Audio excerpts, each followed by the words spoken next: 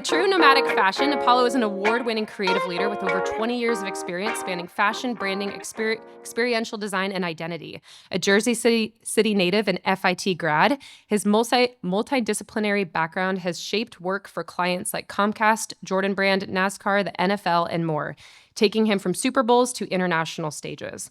After years of leading global projects, Appollo has shifted focus to his own startup, I Color Inside the Lines for a Living, where he fuses fashion, graphics, and storytelling into art with a message. Appolllo, welcome.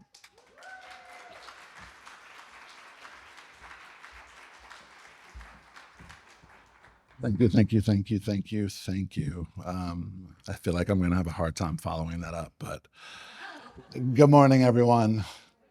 Happy Friday. I'm glad that you are here because I came all this way to meet you. So I always like to start off by saying thank you. I always end and start with thank yous because as creatives, you all know that when you're in the field with people or your teammates, everybody's doing a lot of hard work. So I always start with a thank you. Thank you for being here. Thank you for doing what you do. And I will probably continue to say thank you for another 5 to 10 minutes. The goal in my life was freedom of expression. My parents set me up properly. They never said that I had to be anything that I didn't want to be. So I was free to roam and find out a lot about myself and what it was that I wanted to do. Moving on to high school, I thought I was going to be an architect. And when my teacher told me that I was going to have to spend another 5 years in college after that to be an architect, that didn't sound like freedom to me. So I said, oh, well, maybe I'll be a museum curator. I'm so close to New York City. I love museums. This would be a great opportunity for me.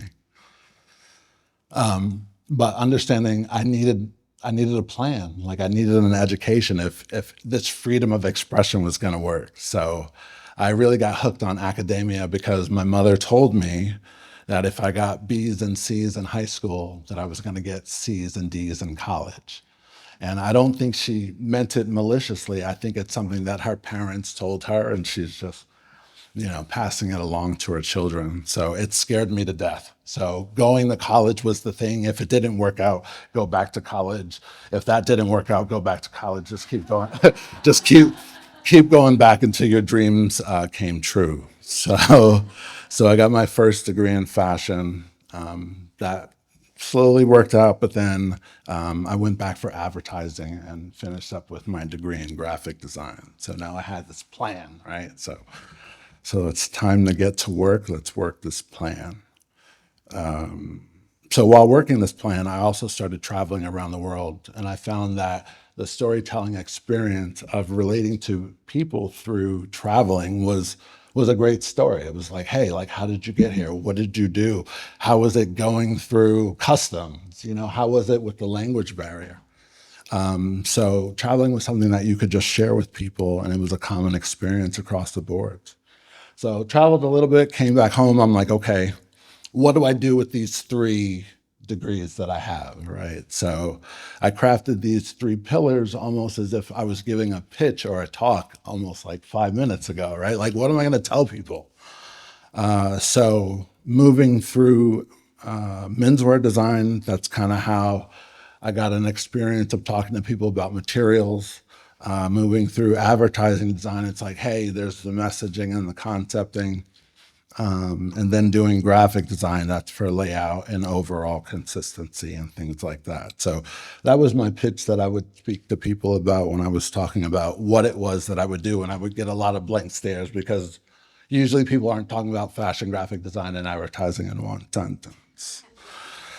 So moving on about 6 or 7 years into my career, there were 2 pivotal moments that just defined that I was moving in the right direction.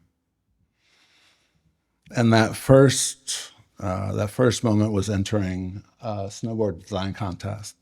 And if you ever want to test out, I guess, where you are in your career, I say that entering contests is a great way to go. It lets you know where you stand, who's better than you, who's not better than you, all that good stuff, right? So entered. So this was one of the boards that I entered, but the way that the story goes is that there's a maximum of 3 snowboards that you could enter. And as time goes by, they would contact you if you won, if there were 6 or 7 other main entrants that, oh, that's awesome, thank you. So, so they were going to contact the winner, the 6 runner-up, and then 30 people after that to say, hey, like, you did a great job. And I waited, and I waited, and then I started to see promotion for the reception. And I waited, and I waited, and I was like, I guess I didn't do a good job. Like, they didn't pick my design. So I was a little upset. And I did what any upset graphic designer would do early in their career. So I just flew out to Seattle. So from Jersey to Seattle, I'm like, I need to see what great design looks like. And if my snowboards weren't chosen, then show me what the best in class was, right? So I packed my bags and I went. So, so Seattle was awesome. The hostel that I stayed at was awesome. But the reception was everything that I wanted it to be. The space that the reception was in is probably about, half the size of this room. And getting around the bouncer that was at the door, I could see on the back wall 2 of my snowboard designs. And so I'm like, the guy's asking for my ID, and I'm just like, no, like, there's 2 of my designs on that back wall. Like, I need to get in. Got into the space. To my left was the board that I showed you previously, and it was on a podium of 6 or 7 other snowboard designs. And I didn't win, but I came in top 6 or 7. And then the other 2 boards that I had were in the top 30. So on the website, I got a special call out saying that Appollo Bey from Irvington, New Jersey, did the max designs, and also all of them came in the top 30. But got to meet a lot of people. So yeah, so the moral of the story is not about the design, right? But it's like, go out and get what you want. Like, if you don't hear back, if you don't get a response, go out and find the best in design. So I did that, and I went to Seattle. Next up is my time starting at the NFL, but a great segue is one of the people that I met at the snowboard design contest. We became friends, went snowboarding the next year, and I got a call from the NFL that the NFL wanted to meet with me while I was on the mountain snowboarding in Portland. It was probably about 80 degrees outside. It was great. So 5 years into my time at the NFL, you don't start on Super Bowl when you get there, right? You build up, you got a lot to learn. People got to teach you a lot of stuff. But the type that's featured in this slide was designed by a great friend of mine. And when they put me in the room to start ideating and working with these wonderful people, this is where my influence on fashion came in. There was an immediate connection between the typography and the location. So what I did was I literally connected the dots between the Super Bowl typography and the location that it was in. What it did for the brand as a whole is that it gave the NFL and the Super Bowl more of a lifestyle appearance, right? So it's like, yeah, we got the sportsy thing over here, but here's all the fashiony stuff that we can use for decor, right? So they took this pattern, and as my supervisor told it, they put it on everything. I think this was the first time that they had something that they can use outside of specific sports branding, right? So any concession stand, bottom left, John Mayer was playing at the concert, so that was in the background. Top left was on location. It's like if you pay for extra stuff as you go to the Super Bowl, that's where you would stand up or line up. And then bottom left is a major thoroughfare through New York City, where they set up different events that were going on, and they used it as a background. So the pièce de résistance, as my supervisor put it, was that they did a projection mapping on the side of Macy's. And the last thing that you saw is like the tickering of the panels, and it ended up with the Super Bowl typography on top of the pattern that I helped to create. So I think I was moving in the right direction.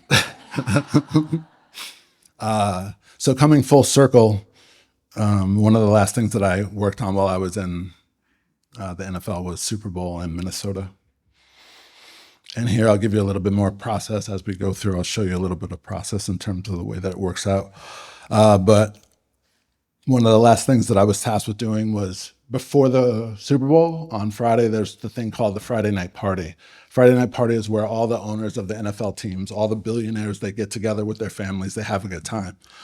So throughout my 10 years at the NFL, they're like, hey, let's give Appollо like the sophisticated, fashionable looking stuff. So anytime there was a party, like get that guy, he can do it, right? So that's the inspiration. This is what the invite looked like. Since it was in Minnesota, the color palette was based off of the Aurora Borealis, which mixed purples, magentas, and cyans. So moving into the event space, so now we're on site. So the motto for the Super Bowl was "The path to victory leads north," because Minnesota was the farthest north Super Bowl that's been played. Usually the Super Bowls are played in warmer places. Moving into the event space, this is me setting up with a large group of team what this event is going to look like. You can see the compass at the top that tied back to the concept of the path to victory leads north. This is a great LED wall. Some of these things, as you're working on projects and you get into the space, you don't know that an LED wall is going to come up and then it's going to curve back at you. So how do you design for that when you now have an LED wall that does two different angles? So that was really awesome. Then I was tasked, after doing the Friday night party, I was also tasked with clothing the NFL staff that went to Minnesota. So it's like, hey, we needed outerwear. Minnesota gets to be minus 20 sometimes. So we needed stuff that people could wear that they could have an outer shell, but also take it off. And there's an inner track jacket that they would wear to business meetings and stuff like that. So here's a little planning. Moving into the men's and women's jackets. Men's was dark gray, women's was white, but they both had a unisex track jacket inside for when people wanted to attend business meetings and it was still cold. So that was my time at the NFL. From fans to other brands, it was time to move to opportunities in California. I met my wonderful fiance who's sitting in the front row. She's from California, so she kind of dragged me. She kind of dragged me to the West Coast, and so many opportunities have come up, and I'm so super grateful for the fact that I picked up and moved. So part of the story is coming from Jersey, moving to California, seeing a lot of cities in between based on working at the NFL. So places like Denver, Minnesota, Nashville, but on to working with Michael Jordan's brand. So the power of the Jordan brand and what the sneaker does for the athlete is being supported by how the power of the radio that I'm going to show you in 2 seconds supports the athlete in the same way. So collaboration between Bump Box, which is in Stockton, California, and Michael Jordan's brand. So really quick, pitch deck, pitch to Jordan brand. We won the pitch, and then we started talking to them about using their assets, what it was that we could create for them. First round of initial designs. The first 2, left and center, showed them what their brand would look like on a radio. The one on the farthest left shows them the ideation or the story of, hey, what if we made this radio look like a Jordan sneaker? And they fell in love with that. So this was the final option that they went forward with. As we're concepting or creating this shoe radio or sneaker radio, we wanted to make sure that even the bottom of the radio, like the sole of the sneaker, had a sole just like the sneaker. So we looked at every inch of a lot of different Jordans moving through this. And so this is the final product. So the speaker grills for these things are easily removable. So this was for the whole Jordan family. So there were like 30 of these. So we had to look at a way to replace something on the radio easily where we could put numbers, other people's names. So the two speaker grills that you see on either side, we switched those out about 30 times for all the people in the Jordan brand family. And I never got one. So this next section talks about staying relevant. You know, as you get older and you're in your career, what do you do to stay relevant, right? So this one was a project that I got to work on for the Olympics. I thought when I was working Super Bowls, I'm like, the one thing that I would love to do is the one greater thing that I could see would be to work for the Olympics. And this showed up in a different way. So this was a digital experience partnering with Xfinity and the Paralympic team.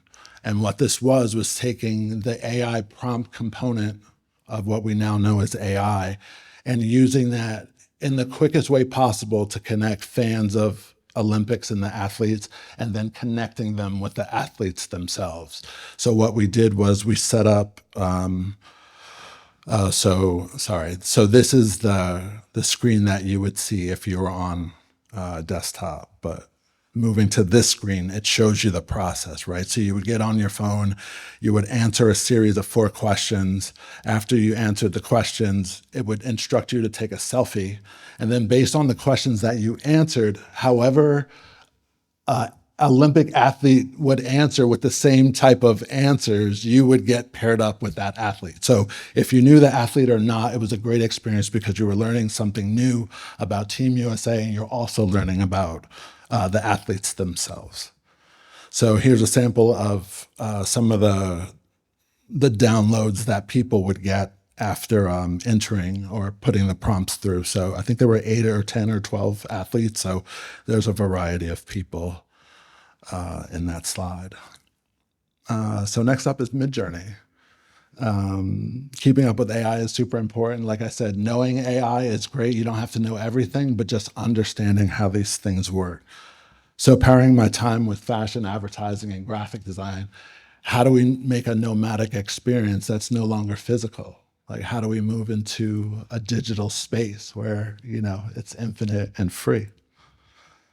So here are some of my initial sketches and comps. It was a meeting of modern pop culture with Greek antiquity. So because of fashion, right, I understood materials, right? So I wanted a temple that was decked out in digicamo because the digicamo was the digital experience. You're no longer in the physical world, so why not use a camo that represents something digital? So then it was fleshing out the storyboard. Hey, how does this animation start to move, blah, blah, blah, for this redesign? And then here's the final render that was chosen. And you can see the fashion influence and basically in everything that I do. But here was like AI was crafting it for me. And I thought that was super cool, just moving into that space now as a seasoned leader. So bringing it all back home, super important to give back to the community that I am a part of. So all this corporate learning, all this corporate blah, blah, blah. I was like, hey, I love to give back to the places that I live. So in Oak Park on Broadway, there's a record store called 12's Wax. And I met the owners and I was able to work with them. And doing the design for them, of course, it's a record store, right? It's retro, it's vintage. You want to pick up on keys very early in terms of parts of records or record players that you can use to bolster the design. So here we have the full identity, which is 1 color logos. We're looking at 2 color logos, top left, that also incorporate the dividers that you see in record stores when you're looking for your favorite albums. And when you chose to put Sacramento in there, just in case that's the home base, but if they start at any other locations, we could use that to place the different locations. And then, of course, you've seen the icon already. So this is what it starts to look like when it's in the environment. So this is on Broadway. So you see the large sign up above. They have the icon on the store. And then on another door, there's also the identity itself. And so now that we've headed home, now we're heading back out again. And this time it's on my own. So I don't have big corporate names behind me, but it's a way for me to tell my story, right? So I color inside the lines for a living is the name of the brand. If you shorten the phrase in any way, it doesn't make sense, right? So my fiance is like, well, that's too long of a title to have for a company. But I was like, well, that's the story. So as I did graphic design, the thing that I remembered was that every day is like my birthday. Like I color inside the lines for a living, like, literally play with color, typography. I'm like, this is a dream come true, besides working with Jordan Brand, right? So we're all about messaging, and we're all about timeless messaging. It's not a fashion company that's like, hey, this is the trend for now. What we focus on are things that are important and the message that is lifelong. So yeah, we're still waiting for yes, Miss President, right? So a friend of mine was like, well, what are you going to do with all the leftover stock? I'm like, you don't understand. The message is always going to be here. So if we do get a first female president, okay, well, yes, Miss President to the second one. Anybody from marginalized communities, like, yes, we want you to be, we want you to be recognized. Right. So here's another one really quick. Molly's telling me to wrap it up. So keep your grass cut, of course. You meet people, they're a little scrupulous and you're like, eh. And then minding my own business, right? Sometimes you just want to be left alone. So I'll end it right after this to just save on time. But this was the self promo that we did, just introducing the company. And it just took you through like a DIY project and how we crafted what we craft. And I'm going to fast forward to the thank you slide.